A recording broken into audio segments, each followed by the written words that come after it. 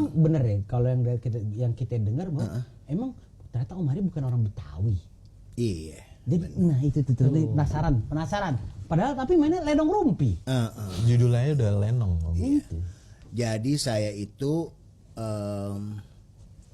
percampuran antara timur dan barat.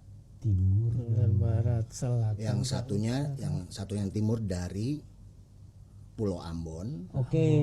Maluku. Yang satu dari Sumatera Barat, dari Bukit Tinggi ibu saya. Ambon ama orang Padang. Ini hasilnya. Oke. Kirain Jerman Barat kan, bukannya Om Hari juga ada Jerman. Oh itu lahirnya. Lahir ya. Jajaran Mataram.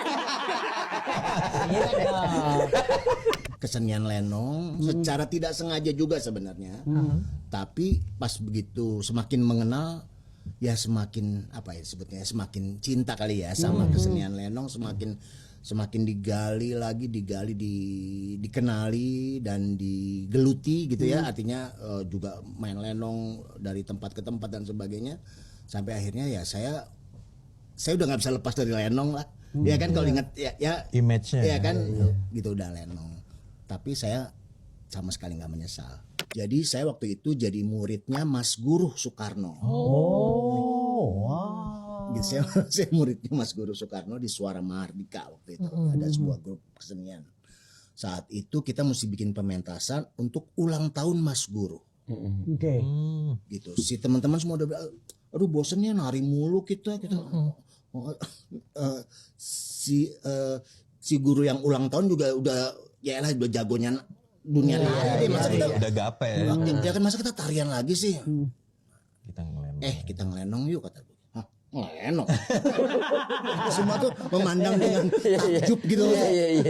Ya istilah promotor lah, promotor sebuah pertunjukan ya, yang cukup ngetop namanya Pak Takamantik. Dia tuh cukup inilah ya. Dia nyamperin ke belakang panggung setelah ini selesai. Lenongnya tampilin yuk di ini tempat beneran, mau nggak? Dasar kan dengan PD-nya gitu. Mau dong Om. Enggak ada ngeri-ngeri. Langsung menyambut. Mau dong Om. Gas. Oke, tanggal segini ya. Siap-siap Om, tenang. Oke, namanya lenong apa nih Har? Nah, lenong kan belum ada grupnya. Iya. Nah, di tahun itu 89 90-an itu